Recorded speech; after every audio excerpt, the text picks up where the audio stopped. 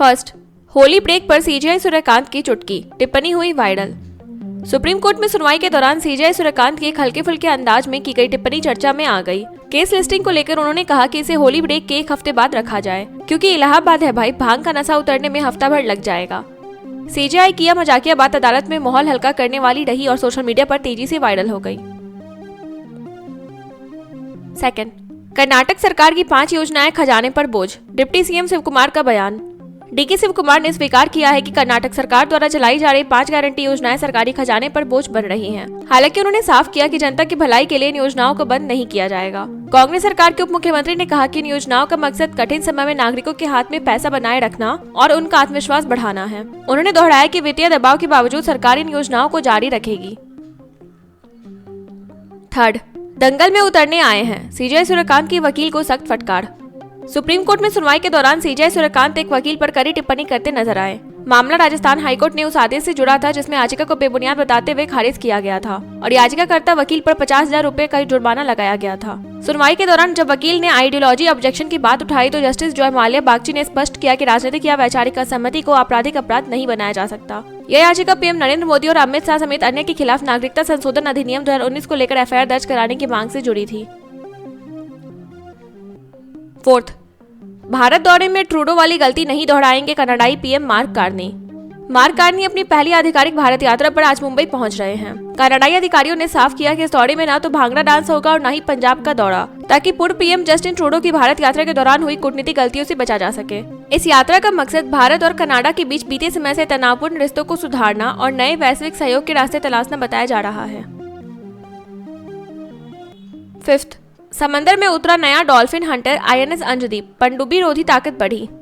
भारतीय नौसेना ने पनडुब्बी रोधी युद्धपोत आईएनएस अंजदीप का जलावतरण किया। यह युद्धपोत दुश्मन पनडुब्बियों का पता लगाकर उन्हें निष्क्रिय करने और तटीय निगरानी मजबूत करने के लिए बनाया गया है। चेन्नई बंदरगाह पर हुए कार्यक्रम में एडमिरल दिनेश के त्रिपाठी ने पोत को समुद्र में उतारा। INS Anjadip anti submarine warfare shallow water craft परियोजना के तहत बन रहे 8 पोतों में तीसरा है। इससे पहले भारत के पास 2 ऐसे डॉल्फिन हंटर पहले से सेवा में है।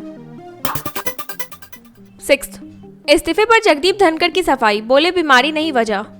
भारत के पूर्व राष्ट्रपति जगदीप धनखड़ ने अपने अचानक इस्तीफे को लेकर पहली बार खुलकर बयान दिया है। उन्होंने कहा कि उन्होंने कभी यह नहीं कहा कि वे बीमार है, बल्कि स्वास्थ्य को प्राथमिकता देने के लिए यह फैसला लिया गया था। राजस्थान के चूरू में जनसभा को संबोधित करते हुए धनखड़ ने यह टिप्पणी की। उनका यह बयान उस समय आया है जब राहुल गांधी ने उनके इस्तीफे को लेकर सवाल उठाए थे।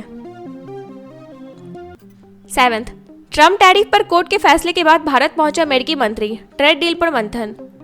अमेरिकी सुप्रीम कोर्ट द्वारा डोनाल्ड ट्रंप के वैश्विक टैरिफ को रद्द किए जाने के बाद हॉवर्ड लुटनिक अचानक नई दिल्ली पहुंचे। गुरुवार को लुटनिक ने पीयूष गोयल के साथ लंच मीटिंग की, जिसमें भारत अमेरिका व्यापार समझौते और आर्थिक साझेदारी पर चर्चा हुई। माना जा रहा है कि कोर्ट के फैसले के बाद अटकी ट्रेड डील को आगे बढ़ाने पर दोनों पक्षों ने रणनीति पर विचार किया।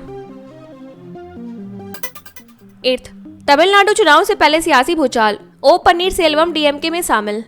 तमिलनाडु में विधानसभा चुनाव से पहले बड़ा राजनीतिक उलटफेर हुआ है। राज्य के पूर्व मुख्यमंत्री ओ पन्नीरसेल्वम ने डीएमके ज्वाइन कर ली है। उनका यह फैसला एआईएडीएमके और बीजेपी के लिए बड़ा झटका माना जा रहा है। 3 बार मुख्यमंत्री रह चुके पन्नीरसेल्वम दिवंगत नेता जयललिता के करीबी माने जाते थे। पार्टी में बढ़ती अंदरूनी कलह और के पलानीस्वामी के साथ तनाव के बाद उन्होंने यह कदम उठाया। राज्य में इसी साल 234 सीटों वाली विधानसभा के चुनाव होने हैं। 9, वायनाड में राहुल गांधी ने सुनाया प्रियंका की नाराजगी का मजेदार किस्सा। राहुल गांधी ने वायनाड में एक कार्यक्रम के दौरान अपनी बहन प्रियंका गांधी वाड्रा से जुड़ा दिलचस्प किस्सा साझा किया। राहुल ने हंसते हुए बताया कि एक समय प्रियंका उनसे बात नहीं कर रही थी, लेकिन वायनाड के जादू ने दोनों के बीच नाराजगी को किसी भी शांति वार्ता से ज्यादा तेजी से खत्म कर दिया। राहुल गांधी 2024 के वायनाड भूस्खलन पीड़ितों के लिए कांग्रेस द्वारा बनाए जा रहे घरों के शिलान्यास समारोह में शामिल होने पहुंचे थे, जहाँ उन्होंने राजनीति के साथ साथ निजी जीवन से जुड़ी बातें भी साझा की। 10, केरल से केरलम तक नाम बदलने के पीछे की पूरी कहानी।